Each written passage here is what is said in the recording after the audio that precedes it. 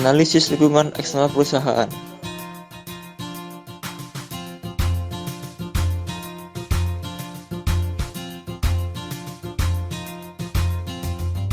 Apa sih analisis lingkungan eksternal perusahaan itu?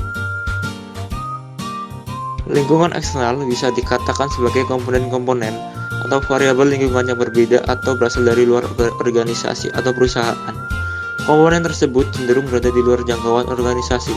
Artinya, organisasi atau perusahaan tidak bisa melakukan intervensi terhadap komponen-komponen tersebut.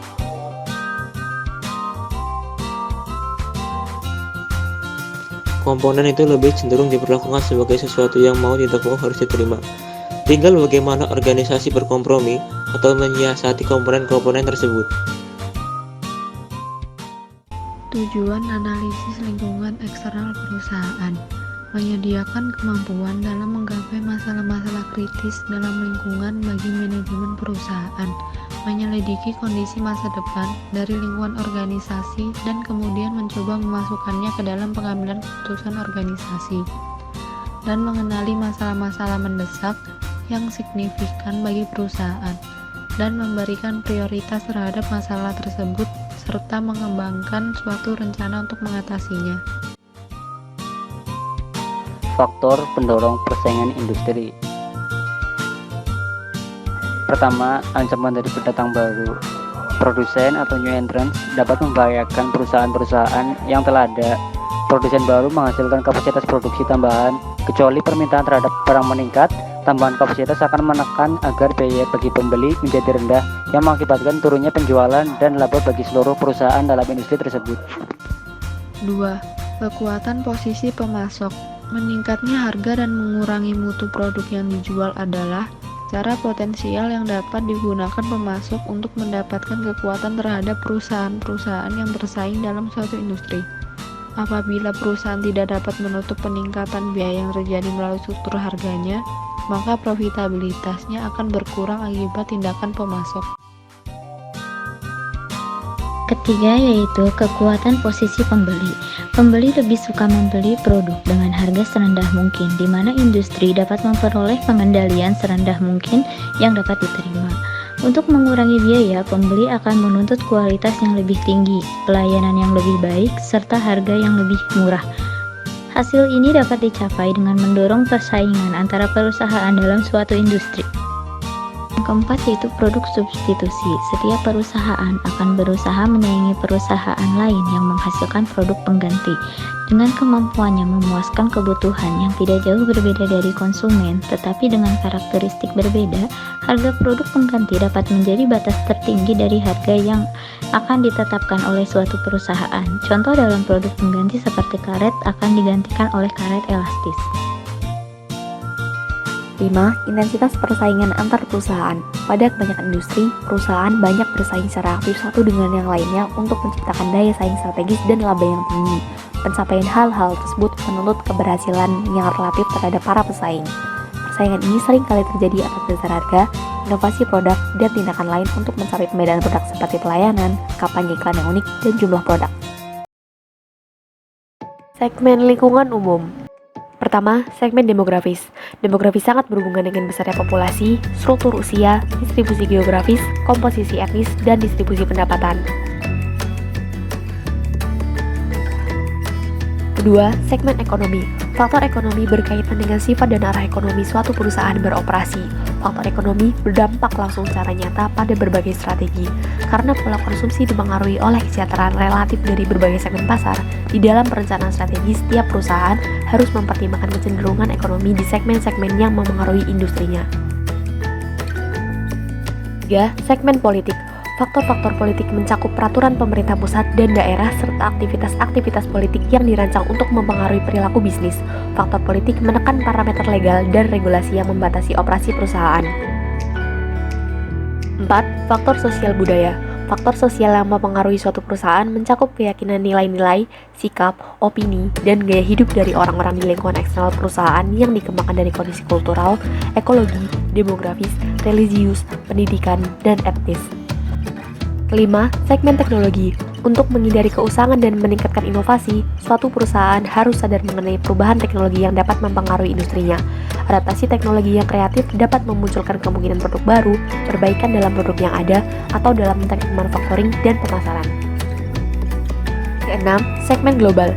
Ketika mempelajari pasar global, perusahaan harus mengenali opportunity dan threat untuk memasuki pasar yang juga menjadi target pasar pesaingnya. Global focusing biasanya digunakan perusahaan dengan operasi internasional level menengah yang terfokus pada pasar global terbatas. Pendekatan ini mendorong perusahaan membangun dan menggunakan core competencies di samping membatasi risiko yang dihadapi. Ketujuh, segmen lingkungan fisik, berkaitan dengan potensi dan perubahan fisik lingkungan dan praktik bisnis yang cenderung terpengaruh oleh perubahan tersebut. Ekologi, sosial, dan ekonomi berinteraksi dengan perusahaan dan menjadi bagian tidak terpisahkan dengan masyarakat global. Mari kita bahas mengenai studi kasus PT Gojek. Yang pertama, profil PT Gojek. PT Gojek Indonesia atau Gojek pertama kali didirikan oleh Nadiem Makarim pada tahun 2010. Gojek bermitra dengan para pengendara ojek berpengalaman di Jakarta, Bandung, Bali, dan Surabaya, dan menjadi solusi utama dalam pengiriman barang, pesan antar makanan, berbelanja, dan berpergian di tengah kemacetan. Selanjutnya, mari kita membahas tentang faktor-faktor eksternal. Yang pertama ada gaya hidup. Semakin tinggi gaya hidup seseorang, maka semakin tinggi pula intensitas berpergian, berbelanja, maupun kuliner melalui aplikasi Gojek. Yang kedua, demografi. Semakin tinggi kelas sosial masyarakat, maka semakin tinggi pula intensitasnya, baik untuk berpergian, berbelanja, maupun kuliner melalui aplikasi Gojek. Selanjutnya ada ikatan serikat buruh. Ikatan driver Gojek yang solid memberikan dampak yang positif terhadap perusahaan, terutama dalam dukungan moral. Selanjutnya, pendatang baru. Pesaing merupakan ancaman nyata bagi pelaku usaha. Oleh karena itu, inovasi yang berkelanjutan penting perusahaan terapkan. Kemudian, perizinan. Perizinan mendirikan usaha bagi pelaku bisnis terkadang dianggap rumit, sehingga banyak pebisnis yang tidak mengurus izin bisnisnya. Selanjutnya ada perda. Pelaku bisnis harus melakukan studi kelayakan yang di dalamnya mengatur tentang analisis dampak lingkungan hidup atau AMDAL, dan biasanya dinilai rumit. Selanjutnya ada GDP. Pendapatan per kapita yang tinggi menunjukkan masyarakat suatu negara memiliki rata-rata penghasilan yang tinggi. Selanjutnya ada informasi. Media sosial yang dijadikan peluang bagi perusahaan sebab kecanggihannya, media sosial dijadikan alat promosi yang paling efektif. Selanjutnya, keuangan. Sistem pembayaran yang semakin canggih, selain membayar secara cash, konsumer juga dapat menggunakan GoPay. Selanjutnya ada kondisi lingkungan politik. Jika Indonesia terjadi polemik politik atau tidak stabilnya keadaan politik Indonesia, maka hal tersebut secara tidak langsung dapat menghambat bisnis Gojek. Selanjutnya, faktor-faktor eksternal atau environmental opportunity. Yang pertama ada teknologi. Perusahaan dituntut untuk selalu berinovasi agar menciptakan layanan-layanan baru di aplikasi, menciptakan aplikasi yang aman untuk penggunanya. Selanjutnya, ekonomi. GDP dan pertumbuhan ekonomi yang tinggi menyebabkan tingginya pengguna aplikasi Gojek. Harga yang transparan dan terjangkau membuat masyarakat lebih memilih alat transportasi Gojek ini. Selanjutnya ada suppliers atau mitra Gojek. Semakin banyak suppliers yang bergabung dengan Gojek, maka semakin besar kesempatan Gojek bekerja sama dengan masyarakat luas, memberikan lapangan kerja bagi suppliers lainnya.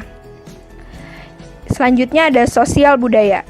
Gaya hidup yang semakin tinggi membuat seseorang semakin intens dalam berpergian, berbelanja, dan kuliner melalui aplikasi Gojek.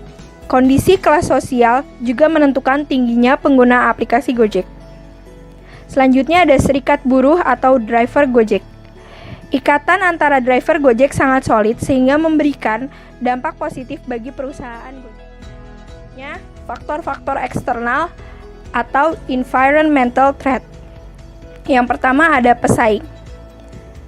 Walaupun Gojek merupakan pionir jasa ojek online pertama di Indonesia, Gojek wajib untuk selalu berinovasi agar tidak kalah saing dan bisa mempertahankan pangsa pasar. Selanjutnya ada media elektronik. Semakin pesat perkembangan media elektronik diharapkan, dapat memajukan Gojek dan memudahkan konsumen dalam menggunakan aplikasi tersebut. Namun perlu diwaspadai jika berbalik dapat menghancurkan nama Gojek. Selanjutnya ada politik. Jika Indonesia terjadi polemik politik atau tidak stabilnya keadaan politik Indonesia, maka dapat menghambat bisnis Gojek. Selanjutnya konsumen. Perilaku konsumen yang berbeda-beda pada dasarnya menimbulkan kesulitan tersendiri bagi setiap usaha, bisnis, begitupun Gojek. Selanjutnya pemerintah. Pemerintah harus menyediakan regulasi yang sesuai dengan kegiatan operasional Gojek. Rekomendasi strategi untuk pengembangan PT Gojek Indonesia. Yang pertama ada opportunity atau peluang. Yang pertama, menjaga manajemen kualitas jasa yang sudah baik menjadi lebih baik. Yang kedua, penggunaan teknologi yang terupdate untuk menunjang promosi yang lebih efisien dan efektif. Yang ketiga, memperbaiki dan melakukan sosialisasi menyeluruh mengenai SOP Gojek dan jaminan asuransi ancaman. Yang keempat, semakin berinovasi dan menciptakan layanan baru yang ada di aplikasi. Selanjutnya, ancaman atau threat. Yang pertama ada selalu menjaga manajemen kualitas jasa agar lebih baik lagi untuk mempertahankan Gojek sebagai market leader, mengingat banyak pesaing dari ojek online. Yang kedua, jika Gojek dapat menjalin kerjasama dan komunikasi dengan pemerintah, peraturan yang ditetapkan pun dapat menjadi disesuaikan dengan kemampuan dan kebutuhan perusahaan. Yang ketiga, melalui beberapa peraturan dan undang-undang yang ada, Gojek sebenarnya telah memenuhi sehingga tidak semua ketetapan yang dibuat oleh pemerintah menjadi ancaman. Dan yang keempat, sebagai market leader, Gojek harus berusaha untuk memperluas jangkauan distribusi ke kota-kota kecil. Baik, cukup sekian video dari kelompok 3 dan 4. Kurang lebihnya mohon maaf. Wassalamualaikum warahmatullahi wabarakatuh. Terima kasih.